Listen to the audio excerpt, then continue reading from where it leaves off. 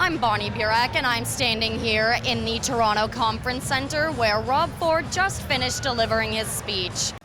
Ford's proposal to cut down taxes made him widely popular from the start of the mayoral race.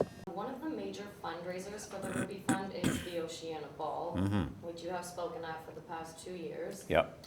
What made you decide to be a part of it? Well, because it's for the Herbie Fund. I've gone to schools. I've spoken to children who are 7, 8, 9 years old who have had bake sales and brought in their piggy banks and wanted to give the money to the Herbie Fund.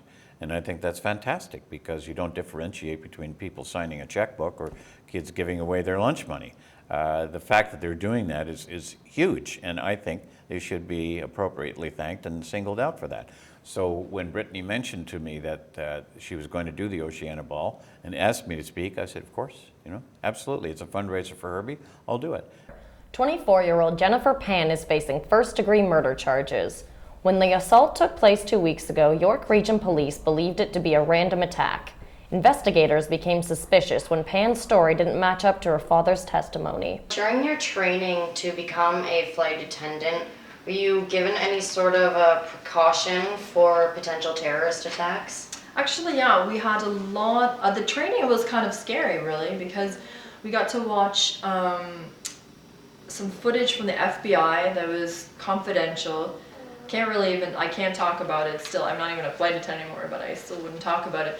And the footage, was from interviews with people who had hijacked airplanes. They're quite famous cases. And it was really eerie watching these videos. And what it showed me, I think what we really learned about is this one aspect of security training is that it could be the most innocuous looking person, and it kind of instills this extra, sense of alertness that you have when you're a flight attendant, looking for things that don't fit, looking for things out of the norm, and maybe not 100% trusting everybody,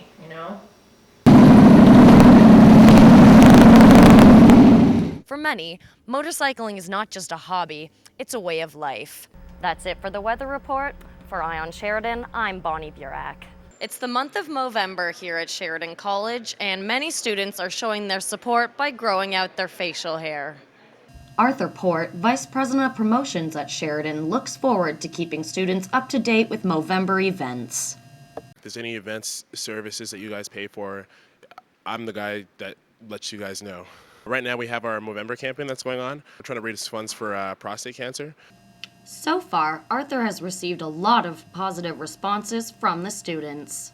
There's a lot of people that have been growing mustaches, even though they haven't been participating in some of the events. To be honest, I'm just a big fan of facial hair, so, I originally just heard about it as like, oh, it's Movember, you grow mustaches in November, right? I've seen posts up and there was fundraising, and so I kind of became aware that it's like prostate cancer, maybe? A lot of people turn a blind eye to a lot of the important things like a lot of the cancers, breast cancer, prostate cancer, for example. So it's an awesome way to get students involved by hosting these events and by me making them aware and promoting the events. It's a type of cancer that a lot of people are maybe a little bit embarrassed to talk about, but it's an important thing that needs to be addressed. Arthur's goal is to inform the students. Honestly, it's just about making the students aware. It's a good cause. That's why I'm doing it. That's why I've donated my money. If you guys can grow a mustache, feel free and grow it. For Eye on Sheridan, this is Bonnie Burek.